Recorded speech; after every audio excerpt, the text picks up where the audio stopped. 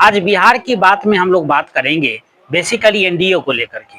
देखिए, एनडीए पूरी तरह से कमर कस चुकी है और जिस प्रकार से महागठबंधन में परिवर्तन हो रहे हैं या महागठबंधन अपनी रणनीति बना रही है और जो सर्वे आ रहे हैं उन तमाम मुद्दों को देखते हुए एनडीए ने अपना एक प्लान बनाया है।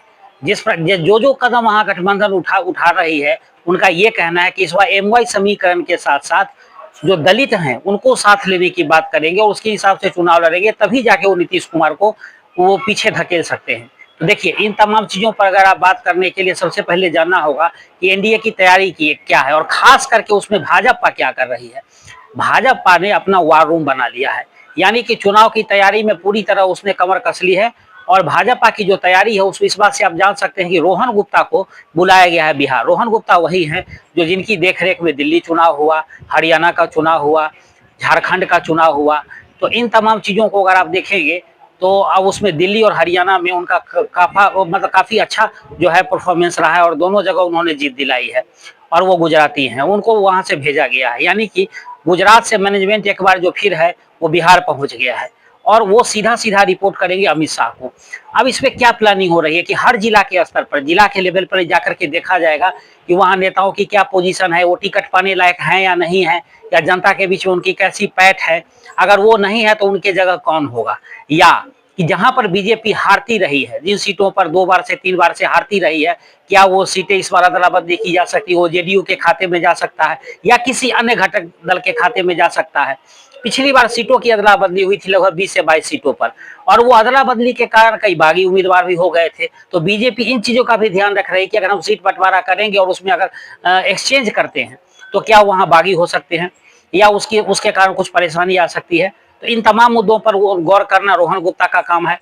और रोहन गुप्ता कांग्रेस से आए हैं भाजपा में, ये सब लोग जानता है। कभी कांग्रेस के डाडले हुआ करते थे, लेकिन उनमें वो कांग्रेस में ज्यादा उनको प्रसिद्धि भी नहीं मिली और ज्यादा भाव भी नहीं मिला, लेकिन भाजपा उनका बखूबी फायदा भी उठा रही है और उनको जिम्मेदारी भी दे रही है, जिससे रोहन गुप्ता भी काफी गदगद है।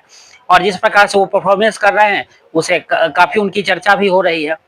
तो इन तमाम चीजों को देखते हुए और वार रूम के जो काम है वो खास करके हर एक नेता से लेकर के, पार्टी के गतिविधि से लेकर के, सोशल मीडिया से लेकर के और तमाम चीजों को देखना है, तमाम गतिविधियों पर ध्यान रखना है और उनको दिशा निर्देश भी देना है कि आपको किस ढंग से काम करना है, कैसे उनको जनता के बीच में जाना है। क्योंकि देखिए, सीट शेयरिंग को लेकर के जो अभी थोड़ा सा दाव पे चल रहा था, चिराग पासवान को लेकर के, उपेंद्र कुशवाहा, जीतन मांझी को लेकर के, तो अब इन मुद्दों को थोड़ा सा विराम कर दिया गया है और उनको बता दिया गया है कि ये स्ट्रक्चर है सीट शेयरिंग का और इसी पे हम आगे चुनाव लड़ने वाले हैं। ये उनको समझा दिया गया है और जहां तक हो सकता है उसको मैनेज करेंगे। खैर, लेकिन इसमें सबसे बड़ी बात यह है कि सीट शेयरिंग को एक तरफ साइड करते हुए भाजपा ने या एनडीए के ये सभी घटक दल ने ये मन बना लिया कि पहले जनता के बीच में जाना है। जिस प्रकार से महागठबंधन भी अपनी तैयारी कर रही है और सर्वे के हिसाब से वो गदगद हैं, लेकिन अब राहुल गांधी की प्रसिद्धि तो आप देख रहे हैं कि बिहार में दिखाया गया कि नरेंद्र मोदी से ज्यादा है, लेकिन अब उनका इंटरनल सर्वे में मात्र 6 सीट जीतती हुई कांग्रेस आ रही है। इसीलिए कन्हैया कुमार पर इतना पैसा लगाया जा रहा है, मतलब हर दिन 12 लाख रुपया खर्च किया जा रहा है। तो आप समझ सकते हैं कि कांग्रेस भी किस ढंग से तैयारी कर रही है। और मैंने अभी भी बताया था आपको कि वो इस बार दलितों को साथ लाने की तैयारी हो रही है, इसलिए राजेश राम को प्रदेश अध्यक्ष बनाया गया है। और पीडीए का फॉर्मूला दिया था अखिलेश यादव ने यूपी में, इसी की भी कोशिश की जा रही है बिहार में। लेकिन इन तमाम चीजों के बावजूद जिस प्रकार से भाजपा ने वार रूम बना करके ये साबित कर दिया है कि वो पूरी तरह से, अच्छा ये आप देख लीजिए कि वार रूम बनाना ही उनका एक मकसद ये नहीं है कि चुनाव इसी से जीता जा सकता है, अन्य चीजों पर भी वो ध्यान दे रहे हैं कि कैंडिडेट का सिलेक्शन कैसे किया जाए। अगर हो सकता है तो उम्मीदवार को एक विधानसभा क्षेत्र से दूसरे विधानसभा में शिफ्ट करेंगे। तो इन तमाम चीजों पर भी ध्यान रखा जा रहा है।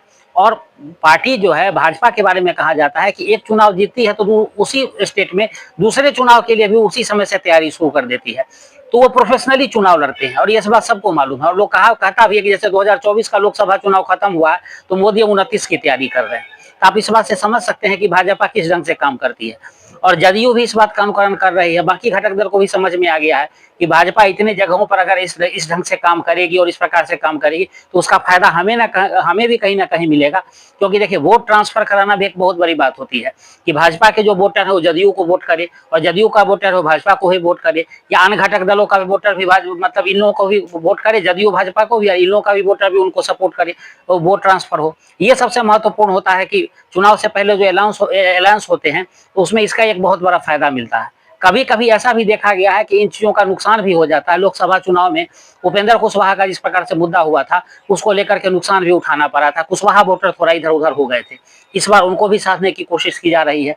तो इन तमाम चीजों को अगर आप देख लेंगे तो भाजपा जिस ढंग से काम कर रही है और जिस प्रोफेशनली वो काम शुरू किया है, वो महागठबंधन के लिए थोड़ा सा समस्या पैदा कर सकती है, क्योंकि महागठबंधन में अभी भी मुकेश सहनी और जो सीपीआई सीपीएम वाले हैं, जो आप कह लीजिए कम्युनिस्ट की जितनी भी धाराएं हैं, वो उनके लिए मुसीबत का सबब बनी हुई है। ओवैसी को पहले उन्होंने ना कर दिया है, क्योंकि मुस्लिम ध्रुवीकरण का मामला हो जाएगा। तो इन तमाम चीजों को अगर देखें तो एनडीए की तैयारी बखूबी बिहार में चल रही है, और आगे इसका होता है क्या, ये तो चुनाव के बाद ही पता चलेगा। लेकिन जिस प्रकार की तैयारी है वो काबिले तारीफ।